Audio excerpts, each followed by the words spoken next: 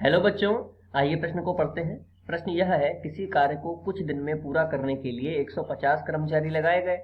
दूसरे दिन 4 कर्मचारियों ने काम छोड़ दिया। तीसरे दिन 4 और कर्मचारियों ने काम छोड़ दिया तथा इस प्रकार अन्य, अर्थात यह प्रक्रम चलता रहा। अब कार्य पूर्ण करने में 8 दिन अधिक लगते हैं, तो दिनों की संख्या ज्ञात कीजिए जिनमें कार्य पूर्ण किया गया। तो आइए सर्वप्रथम प्रश्न की मुख्य अवधारणा को जान लेते हैं। मुख्य अवधारणा, सर्वप्रथम यह प्राप्त करेंगे कि यह प्रश्न किस प्रकार की श्रेणी को प्रदर्शित कर रहा है, उसके आधार पर हम प्रश्न को हल करेंगे। देखिए, किसी कार्य को पूर्ण करने में 150 कर्मचारी लगाए गए थे, तो प्रारंभ में पहले दिन 150 कर्मचारी कार्य कर रहे हैं।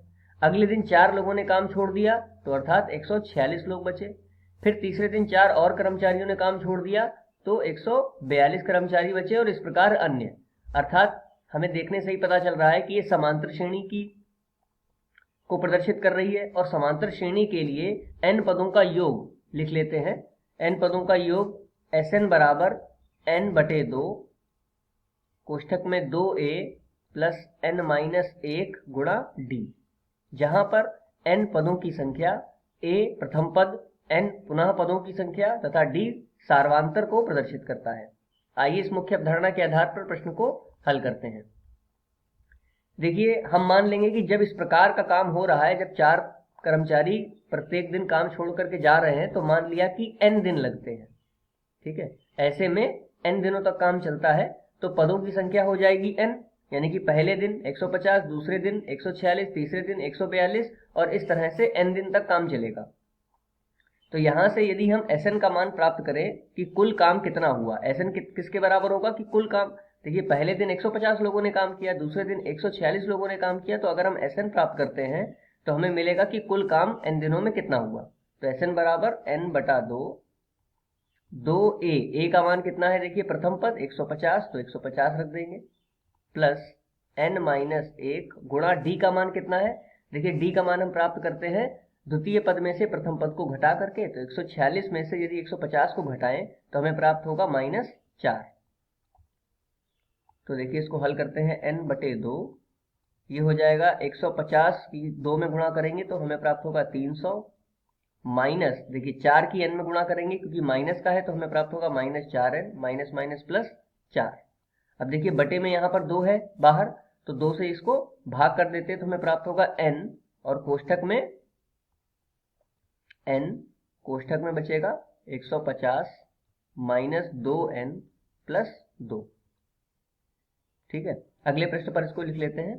n कोष्ठक में Sn का मान देखिए प्राप्त हो रहा है, n कोष्ठक में कितना, 150 प्लस 2 कितना हो जाएगा, 152 माइनस 2n। इसको हल कर लेते हैं तो Sn का मान निकलेगा 152n माइनस 2n की घात 2। ये हमारा कुल काम आ गया। अब प्रश्नानुसार यदि 150 लोग ही काम करते तो कितना दिन लगता। देखिए, ऐसे में तो n दिन लग रहे हैं, लेकिन प्रश्न में दे रखा है कि ऐसे अब कार्य पूर्ण करने में 8 दिन अधिक लगते हैं, अर्थात पहले n माइनस 8 दिन लगते। यदि 150 लोग काम करते तो प्रश्नानुसार कितने दिन लगते, n माइनस 8 दिन लगते, क्योंकि अभी n दिन लग रहे हैं। तो यदि 150 कर्मचारी कार्य करते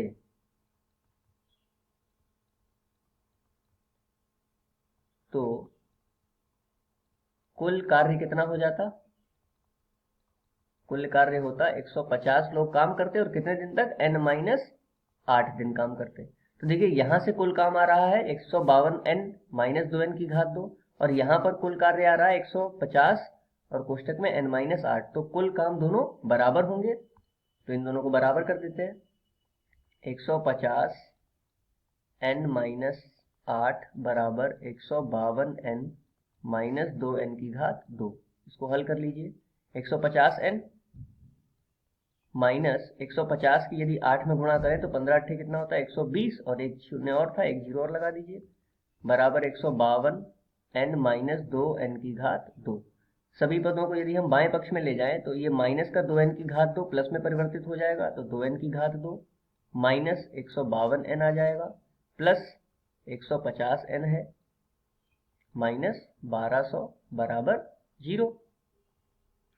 तो 2n की घात 2, 152n में से 150n, ये प्लस का है 150 और 152 माइनस का है, तो ये घट जाएंगे, माइनस का 2n प्राप्त होगा, माइनस 1200 बराबर में 0।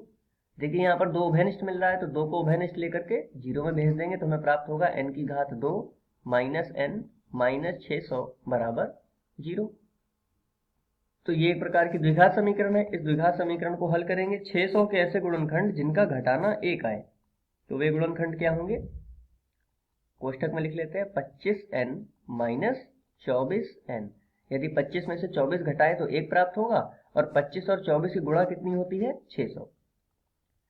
तो इसको हल कर लेते हैं, जैसे द्विघात समीकरण आप हल करते आए हैं। n की घात 2 minus 25n minus minus plus 24n minus 600 बराबर 0। अब देखिए प्रथम दो पदों में n उभयनिष्ठ मिल रहा है, तो हमें प्राप्त होगा n माइनस 25। फिर यहाँ पर देखिए उभयनिष्ठ मिलेगा 24, तो हमें प्राप्त होगा n माइनस 25 बराबर 0।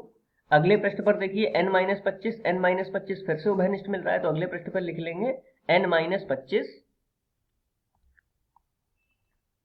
और द्वितीय कोष्ठक में बचेगा n प्लस 24 बराबर 0। तो एक बार n माइनस 25 बराबर 0 मिलेंगे तो हमें प्राप्त होगा n बराबर 25, और द्वितीय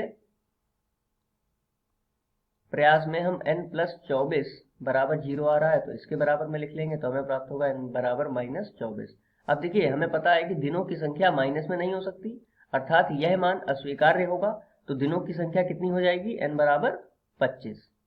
मुख्य अवधारणा के आधार पर यह दिए गए प्रश्न का उपयुक्त उत्तर है। आशा करते हैं आपको समझ में आया होगा। धन्यवाद।